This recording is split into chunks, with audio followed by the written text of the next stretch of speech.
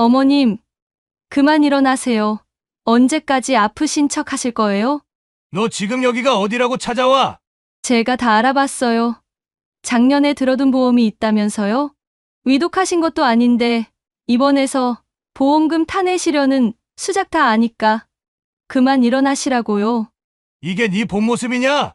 병원 카메라에 다 찍혔을 텐데요. 제가 병원 CCTV까지 다 확인했어요. 어머니가 위급한 척 쓰러진 거 다 찍혔던데요. 그게 무슨 소리야? 지금 너 때문에 이렇게 쓰러진 거 몰라서 하는 소리냐? 아버님이 아니라고 해도 이런 건 분위기만 만들면 제 말대로 돼요. 아드님 생각해서 잘 판단하세요. 이러다 보험 사기로 신고되면 어머님도 곤란하고 아드님도 망신 아니겠어요? 너 사람의 탈을 쓰고도 이런 말을 하다니. 이게 내 진짜 모습이냐? 좋게 좋게 끝내시죠. 어머님 통장이랑 도장 주시면 제가 이 정도에서 끝내드릴게요. 결혼식도 얼마 안 남았으니까 다들 서로에게 손해는 없어야죠. 영상 시작 전 구독과 좋아요 부탁드립니다. 안녕하세요. 올해 75이 된 김정우입니다. 제가 이렇게 사연을 보내게 된 건 믿었던 예비 며느리에게 당한 이야기를 통해 다른 사람들이 저와 같은 일을 겪지 않도록 도움을 드리고 싶어서입니다. 늦은 나이까지 장가를 못 갔던 아들 민석이가 48배 드디어 장가를 가게 됐습니다. 은행 지점장으로 있는 며느리감이 나타났다고 해서 아내랑 얼마나 기뻐했는지 모릅니다. 손주 얼굴 보기 전에 먼저 갈까 늘 걱정하던 아내가 드디어 웃음을 되찾았거든요. 그런데 그게 우리 가족의 악몽의 시작이었습니다. 그 여자를 처음 만난 건 작년 10월이었습니다.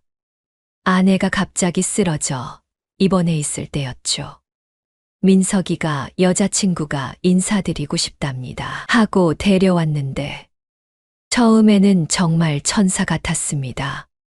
매일같이 병원을 찾아와 밤늦게까지 아내 곁을 지켜주고 제게도 항상 살갑게 대하고 첫 인사 자리에서 나눈 대화가 아직도 귓가에 생생합니다. 아버님, 요즘 의료비 특별 우대 금리가 있더라고요. 지점장인 제가 관리하면 이자가 3배는 더 붙을 것 같은데 한번 알아볼까요? 아이고, 그래?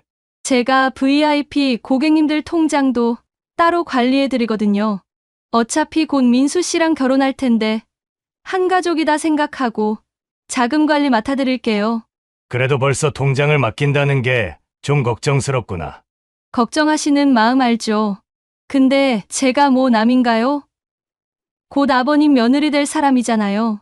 지금 아버님 통장이 일반 계좌라 이자가 너무 적게 붙으세요. 제가 특별 관리해 드릴게요.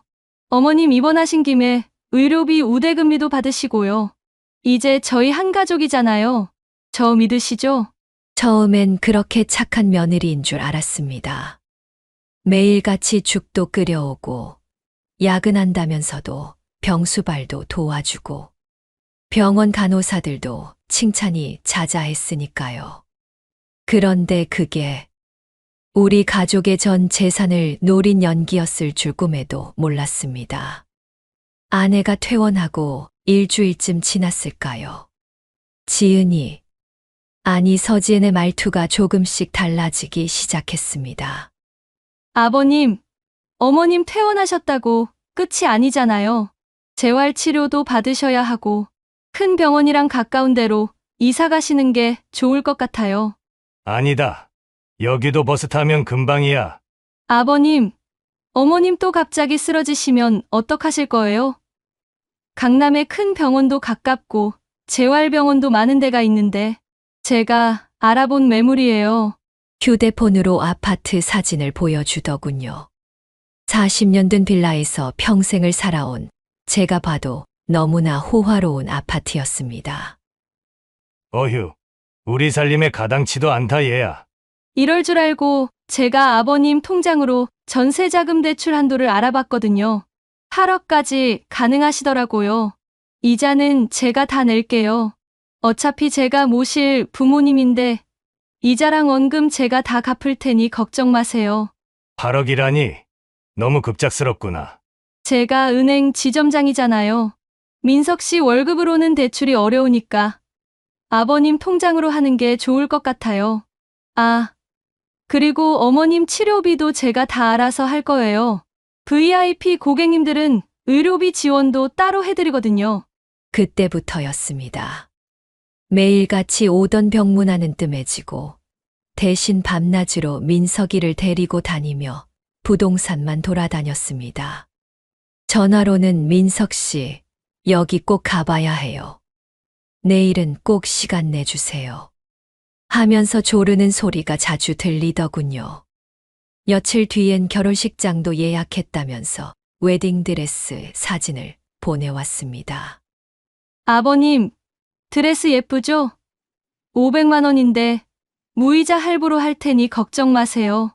우리 식구 통장은 다 파악했는지 어디서 무슨 돈이 있는지까지 다 알고 있었습니다. 아내는 그새 눈치를 챈 것 같았습니다. 여보, 지은이, 뭔가 이상해요. 민석이 통장에서 자꾸 돈이 빠져나가요. 하지만 아들 결혼한다고 좋아하는 제 얼굴 보기가 미안했는지 더는 말을 못했습니다. 결정적인 건 그날이었습니다. 은행에서 신용대출 심사가 들어갔다고 핸드폰으로 문자가 왔습니다. 저는 도장도 찍은 적 없는데 말입니다. 역시나 수상한 낌새를 눈치챘을 때는 이미 늦어버렸더군요. 우리 부부의 주민등록증 사본부터 신분증, 통장사본, 카드번호까지 모든 개인정보가 서지은의 손에 들어간 뒤였습니다. 당황한 마음에 민석이한테 전화를 걸었습니다. 아버지, 걱정 마세요. 지은이가 다 알아서 해준대요. 제가 너무 늦게 결혼하는 것만 해도 죄송한데 걱정 끼칠 일 없으니 너무 염려 마세요. 아들이 저희를 안심시키려 했지만 무언가 이상하다 싶어 은행에 직접 찾아갔습니다. 혹시 서지은 지점장님 계신가요? 서지은이요? 아, 지은 씨 말씀하시는 거예요? 계약직이었는데 얼마 전에 그만뒀어요. 그 순간 온몸에 식은땀이 흘렀습니다. 지점장이 아니라고요? 네? 지점장이요? 창구에서 일하던 계약직인데 지점장이라고 하고 다녔나요? 발걸음이 휘청거렸습니다. 은행을 나오는데 마주친 남자분의 말씀이 가슴에 비수가 되어 꽂혔습니다. 혹시 서지은이랑 결혼한다는 아들분이 있으세요? 네, 그런데요. 아이고, 큰일 날 뻔했네요. 저는 마곡지점에서 근무했던 지점장입니다. 거기에서 일할 때도 손님 통장을 관리해 준다면서 돈을 맡아준다더니 결국 사고치고 잘렸어요. 아들분한테 얼른 알리세요. 결혼도 얼른 말리시고요. 집으로 가는 길이 왜 그리 멀게 느껴지던지. 이윽고 집에 도착하니 더 큰 충격이 기다리고 있었습니다. 여보, 지은이가 우리 통장에서 돈을 다 빼갔어요. 아내가 덜덜 떨리는 손으로 건넨 통장을 보니 우리 부부의 통장 잔고가 하나도 남지 않았더군요. 정신없이 민석이한테 전화를 걸었습니다. 민석아, 지은이가 돈을 다 빼갔다. 이게 어떻게 된 일인가 모르겠다. 아버지, 제가 다 알고 있었어요. 지은이가 지금 좀 급하게 돈이 필요하다고 해서 제가 뺐어요. 지은이 임신 초기이니 너무 스트레스 주지 마세요. 곧 갚아준대요. 임신이라고? 네, 병원 검사 결과도 봤어요. 이제 곧 손주 볼 수 있으세요. 아들에게 얼마나 세뇌를 한 건지 아들은 의심조차 하고 있지 않았습니다. 세상 물정을 모르는 아들이었지만 이렇게까지 순진하게 여자를 믿을 줄이야. 저는 순간 눈앞이 캄캄해졌습니다. 심지어 며칠 뒤 서지은이 보내준 초음파 사진이 인터넷에서 구한 가짜 사진이었음을 알게 되었습니다. 더 이상의 피해를 막아보려 발버둥치며 서지은의 주소로 찾아갔습니다. 오피스텔 관리실에서 물어보니 몇 달 전에 이사 갔다고 하더군요. 집을 나서는데 경비 아저씨가 저를 부르셨습니다. 저기, 혹시 502호 찾아오신 거예요? 네, 또 속은 분이시구나. 그 여자 원래 사기꾼인가 봐요. 이 동네에서만 새 집인가? 다들 돈 떼이고 난리도 아니었어요. 새 집이요? 그럼요. 맨날 빚쟁이들이 찾아와서 난리였잖아요. 통장이랑 카드 대포로 돈 뜯어내는 게 직업인가 보더라고요. 순간 다리에 힘이 풀렸습니다. 불길한 예감에 민석이에게 전화를 걸어 신용조회를 해보라고 했습니다. 아버지, 제 명의로 대출이 3군데나 있어요. 카드 대금도 연체됐대요. 얼마나? 2억 5천이요. 전세자금 대출도 있고 카드론도 있고. 근데 걱정 마세요. 지은이가 해결할 거예요. 아들 명의로 진 빚만 2억이 넘었는데도 아들은 아직도 서지은의 계략에 속고 있었습니다. 거기에 우리 부부 통장에서 빠져나간 돈까지 하면 금액은 더 컸습니다. 우리는 그제서야 서지은의 나이도 이름도 가짜였다는 걸 알았습니다. 심지어 은행 계약직으로 일하면서 손에 넣은 고객 정보로 대포 통장을 만들어 사기 행각을 벌여왔을 정도였으니 놀랍지도 않았습니다. 경찰에 신고했지만 돌아온 대답은 우리의 한 줄기 희망을 꺾어 놓았습니다. 명의 도용은 맞는데 돈을 직접 빌려준 거라 처벌이 어렵습니다. 민사로 해결하셔야 합니다. 접수 도와드릴까요? 그 말을 듣고는 정신이 아득했습니다. 하지만 이대로 가만히 있을 수만은 없었습니다. 은행 일을 그만뒀다던 서지은의 흔적을 더 파보기 시작했습니다. 이 여자의 정체를 밝혀야 했으니까요. 수소문 끝에 다른 은행 지점의 동료를 만날 수 있었습니다.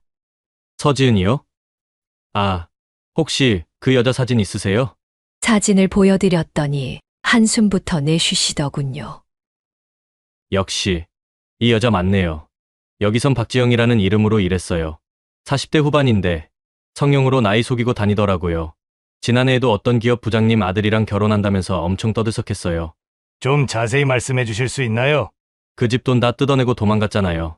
결혼한다던 남자가 알아보니 그 여자 결혼을 5번이나 했더라고요. 이혼 1번 하고 나머지는 다 결혼 사기로요. 순간 어지러워서 의자에 털썩 주저앉고 말았습니다. 저기, 혹시 그 남자분 연락처 아세요? 그렇게 만난 피해자 가족들. 수법이 모두 똑같았습니다. 아픈 시어머니 병수발을 들면서 신뢰를 얻고 통장을 맡아준다며 접근하고 임신했다는 거짓말로 마지막 돈까지 뜯어내고 사라지는 패턴이었습니다. 서지은의 정체를 파헤치면서 가장 소름 끼쳤던 건 그녀의 전 직장 동료가 보내준 자료들이었습니다. 은행 내부 고발 문건과 합의서, 거기에 첨부된 고소장들까지. 이런 수법으로 수십 명을 울렸다는 기록이 가지런히 정리되어 있었습니다. 특히 충격적이었던 건 병원 관련 사기였습니다. 환자 보호자인 척 잠입해서 의료 기록을 빼내고 그걸로 보험금을 타냈다고 합니다. 노인분들을 꼬드겨 보험에 가입시킨 뒤 얼마 지나지 않아 사고를 당한 것처럼 조작하는 수법이었죠. 그런데 더 소름 끼치는 건 피해자들이 신고를 하면 도리어 보험 사기범으로 역고소하겠다고 협박했다는 점이었습니다. 몰래 찍어둔 사진으로 보험 사기를 저지른 것처럼 조작해서 경찰에 제출하겠다고 협박하면서 말이죠. 은행마다 이런 일들이 있었다는데 매번 피해자들의 목을 조르는 협박으로 빠져나갔다고 합니다. 아마도 이게 전부가 아닐 겁니다. 신고도 못하고 울며 겨자 먹기로 참아낸 피해자들이 더 많을 테니까요. 이 사건이 있은 후 아내가 최근 들어 많이 힘들어 했습니다. 밤마다 돈 하면서 잠꼬대를 하고 서지은 얘기만 나와도 가슴을 부여잡곤 했습니다. 그렇게 연락이 두절된 서지은을 찾아 며칠째 경찰서와 은행을 뒤지고 있을 때였습니다.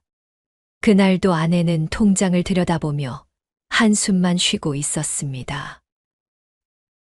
여보, 이제 어떡하죠? 제발 그만 생각하고 당신 몸부터 추스르는데 힘써요. 민석이 앞으로도 남은 빚이 얼마나 많은데 제가 어떻게 돈 생각을 안 해요? 아내는 갑자기 가슴을 부여잡더니 그대로 쓰러졌습니다. 며칠 내내 돈 생각에 밥도 거르고 잠도 못 자더니 쓰러지고 만 것입니다. 여보! 여보! 황급히 119를 불렀습니다. 응급실로 실려가는 아내를 따라가면서 이 모든 게 서지은 때문이란 생각에 이가 갈렸습니다. 의사 선생님 말씀으로는 혈압이 갑자기 확 치솟았다고 합니다.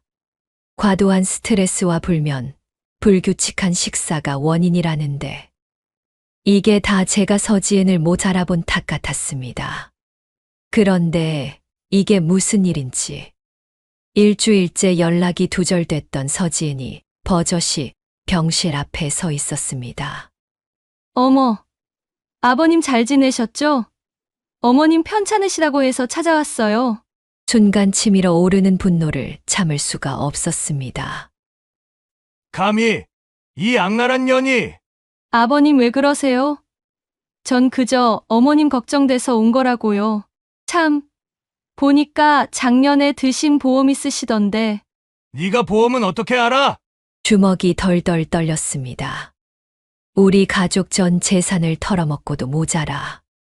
이제는 보험금까지 노리고 나타난 이 악녀. 당장이라도 멱살을 잡고 싶었지만 아내가 누워있는 병실 앞이라는 생각에 간신히 참아냈습니다. 제가 은행 일하면서 어머님 보험 기록을 봤거든요. 이제 보장 기간도 됐는데 한 5천만 원 정도 나오죠? 대답할 틈도 주지 않고 서지은은 병실 안으로 성큼성큼 들어갔습니다. 순간 피가 거꾸로 솟는 것 같았습니다. 어머님, 이제 그만 일어나세요. 언제까지 아프신 척 하실 거예요? 차갑게 내지르는 목소리.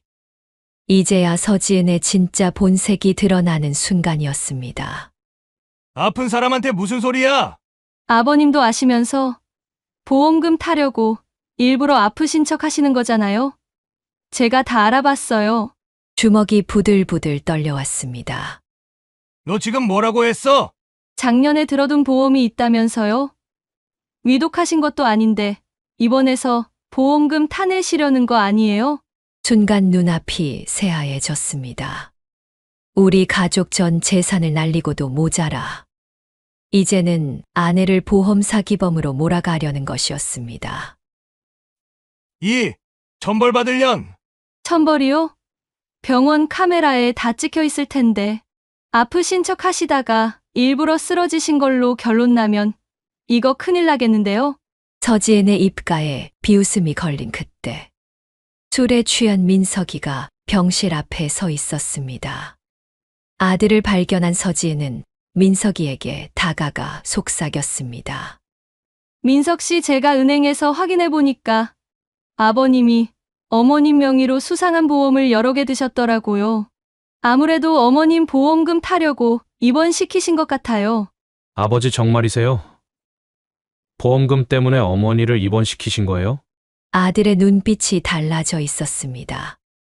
이미 서지은의 독에 물든 눈빛으로 저를 바라보는데 가슴이 찢어지는 것 같았습니다. 그날 이후 민석이는 제 전화를 받지 않았습니다. 문자도 읽지 않고 결국 집에 돌아가 보니 아들의 방은 이미 텅 비어 있더군요.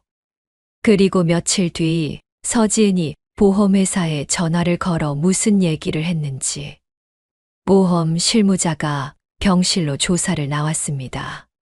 이 모든 광경을 지켜보던 아내는 결국 가슴을 움켜쥐며 또다시 쓰러졌습니다.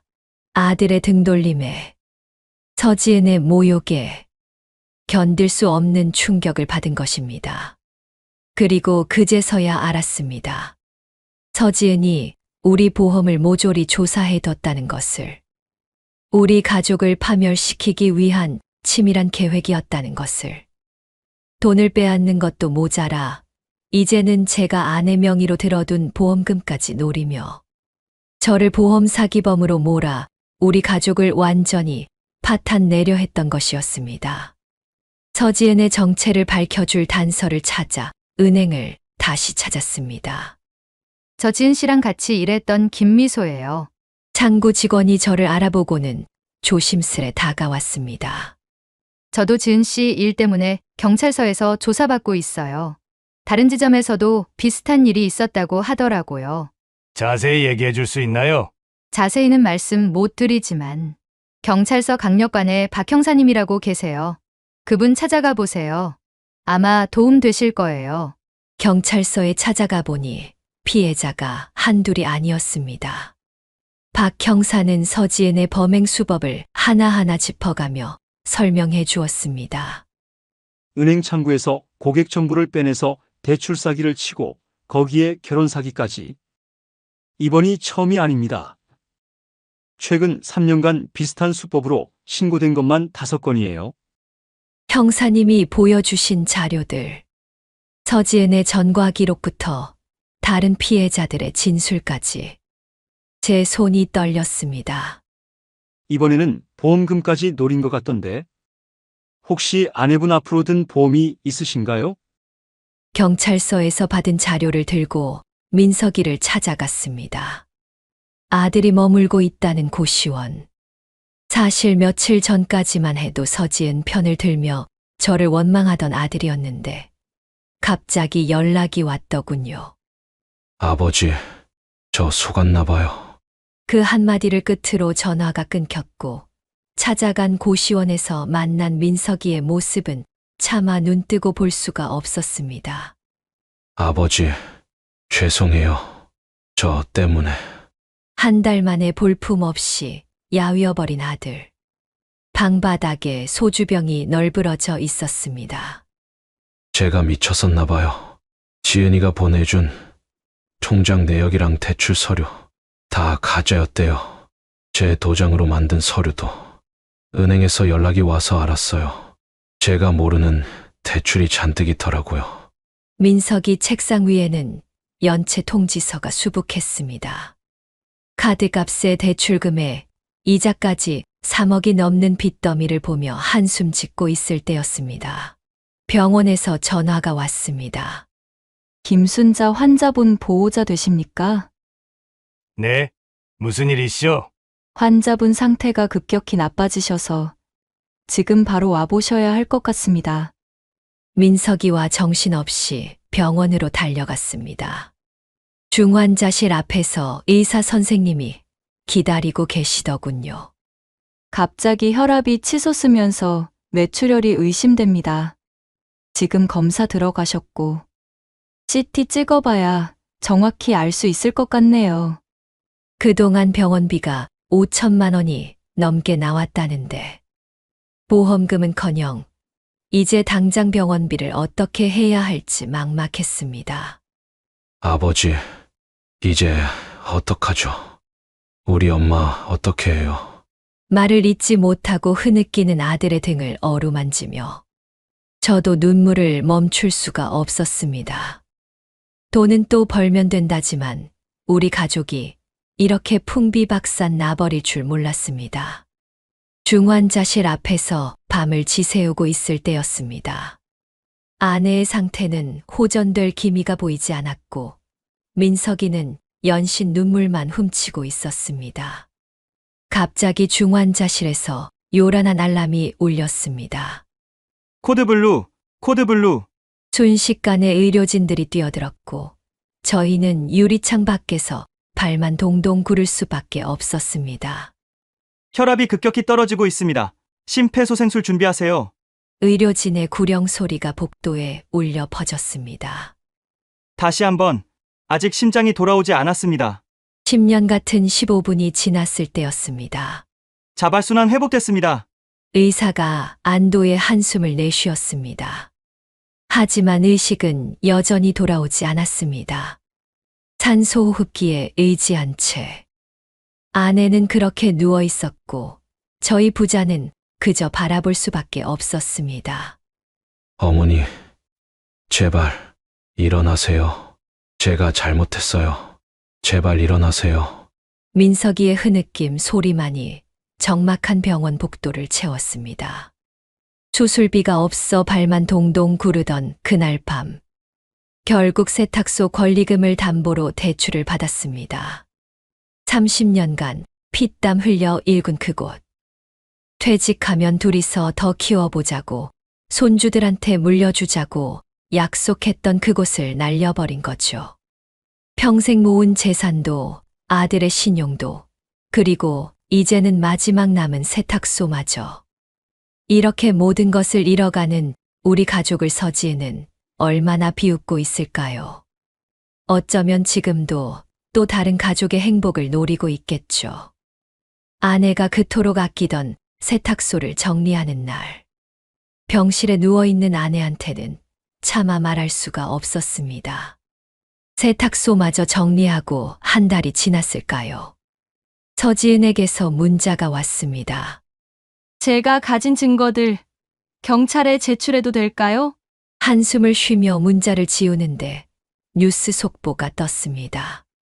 은행 지점장 사칭 여성, 결혼 미끼로 수억 원 가로채. 공항에서 검거. 화면 속엔 분명 서지은의 모습이었습니다. 도망가던 중에 잡혔다고 합니다. 그동안의 사기 행각이 모두 드러났다는군요. 아버지, 뉴스 보셨어요? 한참 만에 걸려온 민석이의 전화. 둘 다 한동안 말을 잊지 못했습니다. 그리고 다음 날, 중환자실에 있던 아내가 드디어 눈을 떴다는 연락이 왔습니다. 서지은이 검거됐다는 소식과 아내가 깨어났다는 소식. 10년은 젊어진 것 같았습니다. 아내는 눈을 뜨자마자 아들 걱정부터 하더군요. 세탁소를 정리했다는 건 아직 말하지 못했습니다. 하지만 서지은이 붙잡혔다는 소식에 아내도 이제는 마음을 놓는 것 같았습니다. 병원비 독촉에 카드 빚에 아직도 우리 앞에 노인사는 높기만 합니다. 하지만 이제는 민석이가 제 곁에서 다시 일어서려 하고 있습니다. 아버지, 제가 다시 시작해볼게요. 어머니, 걱정 마세요. 사람을 잘못 믿어 모든 걸 잃었지만 그래도 우리에겐 가족이 있었습니다. 돈은 또 벌면 되는 거니까요. 평생 모은 재산은 잃었지만 우리 가족의 정은 잃지 않았습니다. 이렇게 김정호 씨의 사연을 들어보았습니다. 결혼이라는 이름으로 한 가정을 파괴한 서지은. 하지만 가족의 신뢰와 사랑으로 다시 일어서는 김정호 씨 가족의 모습까지. 오늘도 가슴 먹먹한 사연이었습니다. 세상엔 서지은처럼 우리의 마음을 교묘하게 속이는 사람들이 있습니다. 하지만 그보다 더 중요한 건 결국 가족이라는 걸 다시 한번 생각하게 되는 사연이었습니다.